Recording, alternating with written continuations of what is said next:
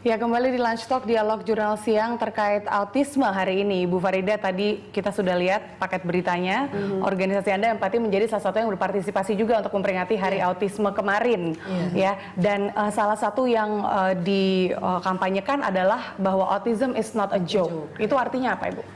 Itu ada di pinnya ya. Sebetulnya di 3 kota, Pak Wendy. Jadi di Jakarta duluan tanggal 29 Maret kemarin, di Balai Kota DKI, kemudian di Solo dan di Bandung nanti. Jadi kami ingin mengkampanyekan bahwa jangan kata-kata autis itu dijadikan candaan. Mungkin yang bercanda tuh 1-2 detik mereka nggak kerasa apa-apa, tapi ibu yang punya anak atau keluarga yang punya anak autis itu mereka akan sakit hati gitu. Sedangkan beban untuk keluarga autis itu kan sudah cukup berat ya. Mungkin Bu Lucy juga tahu terapinya berapa puluh jam per minggu, biayanya berapa. Belum di Australia itu datanya 80% dari keluarga dengan anak autis bercerai.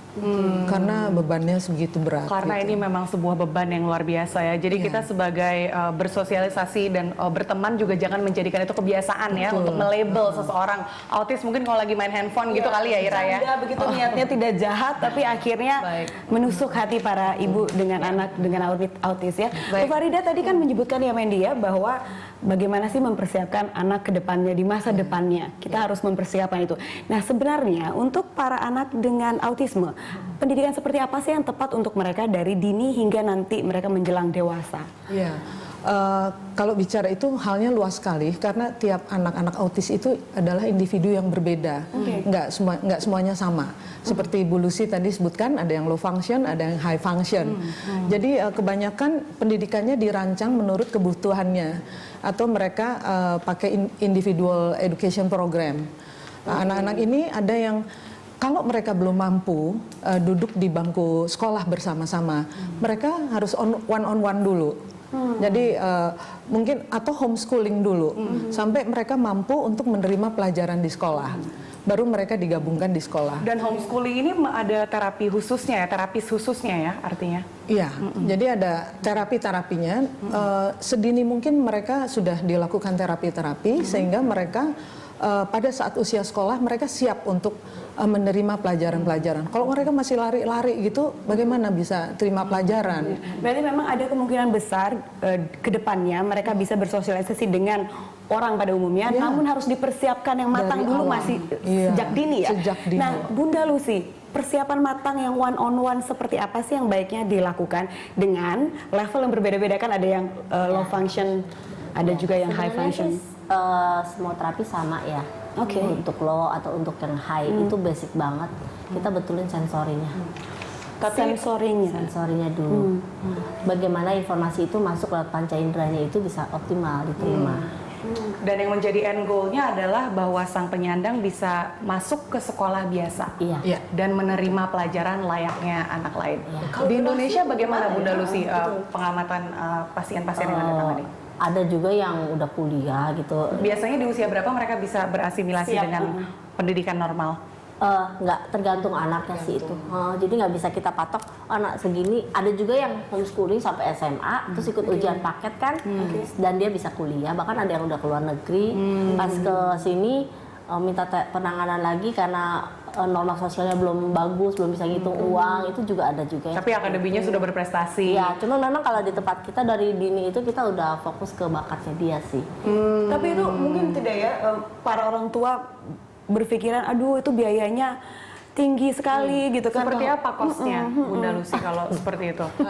Masih sangat atau berat mungkin ya, ada tentunya. tips lain selain homeschooling yang dilakukan oleh terapis begitu kan? Kalau homeschooling itu artinya kita bisa belajar di sekolah, cuman bentuknya tutorial, nggak yang massal klasikal. Mereka kan kesulitan kalau klasikal. Ada juga kalau orang tua yang memang mau menghemat biaya, mereka mengajarkan sendiri anak-anaknya. Tapi memang penemuan terapi yang terbaru, terapi yang paling efektif adalah terapi yang dilakukan oleh orang tuanya dengan kasih sayang dan karena ada kontak batin dan sebagainya. Makanya si Bu Farida juga bikin video itu ya, yang step by step itu tadi. Artinya Bunda Lucy bisa dikonklusikan bahwa seorang penyandang itu bisa mandiri secara ekonomi. Betul. Pada akhirnya. Mungkin Anda punya cerita menarik Ya, yang jadi bisa dibagi? Saya pernah menemukan klien saya waktu di Jawa itu umur 15 tahun baru terapi karena dia udah nggak bisa sekolah. Dulu sekolah dianggapnya gila, dipanggil kiai, disembur-sembur Oh, jadi segala dia macam. sekolah normal dulu? Enggak, dia nggak Sama diterima sekali di mana-mana, tidak ya? nggak diterima. Saya penyuluhan kemana-mana, akhirnya dia menemukan tempat saya gitu, dan dia masih nyakar-nyakar gitu, masih nyium-nyium sendal, masih nyium-nyium meja, terus kalau misalnya ini suka begini-begini, gitu kan perilakunya repetitive behavior, terus tiba-tiba nyakar, udah habis lah pokoknya. Itu usia berapa saya. itu, Bunda Lucy? 15 tahun. 15 tahun ya. Lantas? Lantas saya bicara dengan mamanya gitu. Kita nggak bisa mengharapkan banyak. Yang bisa kita lakukan adalah membuat anak ini bisa bersosialisasi di masyarakat, bisa mandiri dan punya tujuan hidup gitu. Yang paling penting kan itu ya. Kemudian akhirnya mamanya minta, oh ya udah nggak apa-apa. Anak saya pokoknya yang penting dia bisa buka minimarket gitu ya, kecil-kecilan. Udah akhirnya kita kasih terapi behavior, kita kasih terapi sensori, kita kasih terapi ngitung uang, nyuci gelas gitu ya.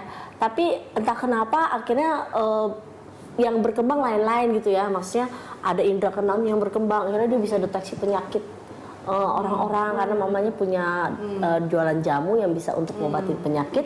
Jadi dia deteksi, dia tahu kapan orang meninggal, dia tahu penyakit Ternyata orang ada itu. bakat healing juga Iya, ya. ternyata Karena banyak sekali kan Oke. yang Tapi yang mengatakan penting bahwa dia bisa berfungsi Akhirnya secara dia normal, bisa menghitung ya uang, dia dan jaga warung. berfungsi normal, dia bisa ngobrol sama orang lain, dia kontak matanya juga udah bagus, dia udah nggak pernah nyakar lagi gitu. Dan Intinya menggali kecerdasan Iya. mereka ya, dan itu peran keluarga dan orang tua sangat kuat. Bu Farida, mungkin ada yang bisa diceritakan dengan sejumlah pasien yang Anda temui di organisasi Anda? Iya, kemarin itu pada saat Fun Walk, kami juga mengadakan pameran lukisan. Salah satunya Emilio namanya, lukisannya sudah terjual tuh 20 juta per buah. Luar biasa ya. Jadi dari 2 juta sampai 20 juta sudah pameran tunggal di Four Seasons. Nah, kalau ditemukan bakat dan kemudian diasah, tidak terlepas mereka akan mampu mandiri gitu, menghidupi dirinya Saya pernah sendiri. baca Bu Farida dan Mendy ya, Bunda Lucy juga ternyata yang menciptakan game Pokemon Oh, itu iya. ya dari Jepang itu salah satu anak penyandang autisme yang begitu. sudah Ternyata berkembang. sekarang sangat sukses, walaupun terkenal usahanya sukses, tapi dia tidak terlalu suka bersosialisasi gitu. Artinya penyandang autis bisa menjadi Iya, sangat betul sukses sekali di bidangnya apabila diarahkan dengan baik. Karena orangnya fokus sekali, anak-anak itu fokus sekali. Baik, kita masih ada segmen-segmen berikutnya, pemirsa dan juga Ira. Kami akan kembali untuk Anda usai jeda berikut.